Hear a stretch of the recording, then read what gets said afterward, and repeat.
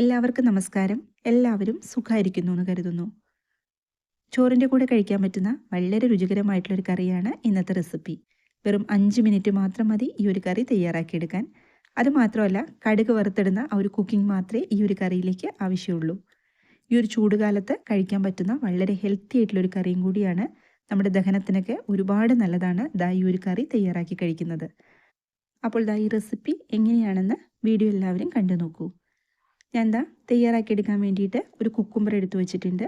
അപ്പോൾ നിങ്ങൾക്ക് എത്രയാണോ കറി തയ്യാറാക്കേണ്ടത് അതനുസരിച്ച് കുക്കുംബറിൻ്റെ അളവ് കൂട്ടിയും കുറച്ചുമൊക്കെ എടുക്കുക. നമ്മളിന്ന് ഈ ഒരൊറ്റ കുക്കുംബറിലാണ് ഈ കറി തയ്യാറാക്കിയെടുക്കുന്നത്. നമ്മുടെ സാലഡ് വെള്ളരി, ഇനി ഇതിൻ്റെ തൊലി ഒന്ന് കളഞ്ഞെടുക്കണം. ഈ രീതിയിൽ കളഞ്ഞെടുത്തിട്ടുണ്ട്. ഇനി നമ്മൾക്ക് ഇതിനെ ഒന്ന് അരിഞ്ഞെടുക്കണം. അപ്പോൾ തീരെ അങ്ങ് ചെറിയ കഷ്ണങ്ങളാക്കിയിട്ട് അരിയേണ്ട ആവശ്യമില്ല കേട്ടോ. അത്യാവശ്യം കുറച്ച് വലുപ്പത്തിൽ തന്നെ നമുക്ക് അരിഞ്ഞെടുക്കാം. പിന്നെ അതുമല്ല, അതിൻ്റെ അകത്ത് ആ കുരു അതൊന്നും കളയേണ്ട ആവശ്യമില്ല. അപ്പോൾ ഇതുപോലൊരു കറി തയ്യാറാക്കി നോക്കാത്തവരൊക്കെ ഉണ്ടെങ്കിൽ തീർച്ചയായിട്ടും ഒന്ന് ട്രൈ ചെയ്ത് നോക്കണം കേട്ടോ.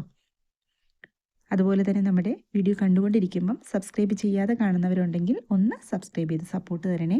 വീഡിയോ കണ്ടു കഴിയുമ്പം ഇഷ്ടമായാൽ ഷെയർ ചെയ്ത് കൊടുക്കാനും അതുപോലെ ലൈക്ക് ചെയ്യാനും ആരും മറന്നു പോകരുത് കേട്ടോ. ഞാൻ ഒരു രീതിയിൽ അരിഞ്ഞെടുത്തിട്ടുണ്ട്.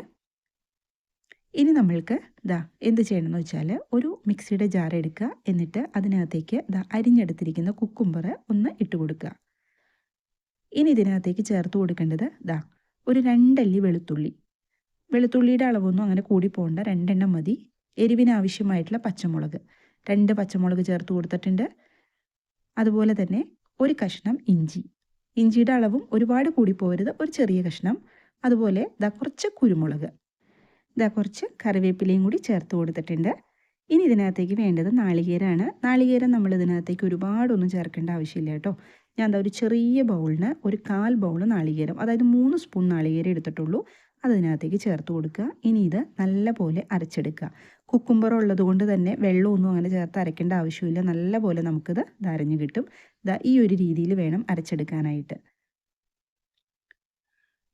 ഇനി നമ്മളിതൊന്ന് മാറ്റി വയ്ക്കുക. അതിനുശേഷം ഒരു മിക്സിയുടെ ജാർ എടുക്കുക. അതിനകത്തേക്ക് ചേർത്ത് കൊടുക്കേണ്ടത് കുറച്ച് തൈര്. തൈരിപ്പം ഒരുപാട് കട്ടിയുള്ള തൈരല്ല എൻ്റെ അടുത്തുണ്ടായിരുന്നത്. കുറച്ച് ലൂസായ തൈരാണ്, അത് ഞാൻ ഇതിനകത്തേക്ക് ചേർത്ത് കൊടുത്തിട്ടുണ്ട്. അപ്പോൾ നിങ്ങളുടെ കയ്യിൽ ഒരുപാട് കട്ടിയുള്ള തൈരാണെങ്കിൽ കുറച്ച് വെള്ളം ചേർത്തിട്ട് ആ മിക്സിയിൽ ഒന്ന് പൾസ് ചെയ്തെടുക്കുക. ഞാനിപ്പോൾ ഇതിനകത്തേക്ക് വെള്ളം ചേർത്ത് കൊടുക്കുന്നില്ല കേട്ടോ. ഇതൊരു പാത്രത്തിനകത്തേക്ക് ഒന്ന് ഒഴിച്ചു കൊടുക്കുക. ഇനി ഇതിനകത്തേക്ക് നമ്മൾ നേരത്തെ അരച്ചു വച്ചിരിക്കുന്ന കുക്കുംബറും നാളികേരത്തിൻ്റെ ആ ഒരു മിക്സ് ഉണ്ടല്ലോ, അതിനകത്തേക്ക് ഒഴിച്ചു കൊടുത്തിട്ടുണ്ട്. ഇനി രണ്ടും കൂടി നല്ലപോലെ ഒന്ന് മിക്സ് ചെയ്തെടുക്കുക.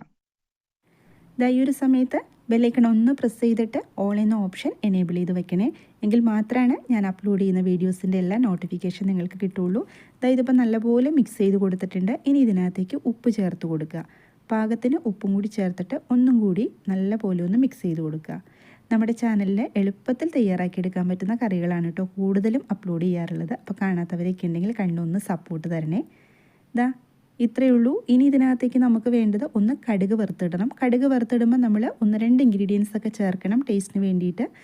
സ്റ്റൗ ഓൺ ചെയ്തിട്ട് പാൻ വെച്ചു. വെളിച്ചെണ്ണ, കടുക്, ചെറിയ ജീരകം, ഒരു 1/4 ടീസ്പൂൺ ചെറിയ ജീരകം, അതുപോലെ 2-3 വറ്റൽ മുളക്, കായത്തിൻ്റെ പൊടി 1/4 ടീസ്പൂൺ ചേർത്ത് കൊടുത്തിട്ടുണ്ട്. കുറച്ച് കറിവേപ്പിലയും കൂടി ചേർത്ത് കൊടുക്കുക. എന്നിട്ട് നല്ലപോലെ ഒന്ന് മൂപ്പിച്ചെടുക്കുക. നമ്മുടെ ചെറിയ ജീരകമൊക്കെ നന്നായിട്ടൊന്ന് പൊട്ടി മൂത്ത് വരണം. ഇതിപ്പോൾ നന്നായിട്ട് മൂത്ത് കിട്ടിയിട്ടുണ്ട്. സ്റ്റൗ ഓഫ് ചെയ്ത് കൊടുത്തിട്ടുണ്ട്. നമ്മുടെ കറിയുടെ മുകളിലേക്ക് ഒഴിച്ചു കൊടുക്കുക.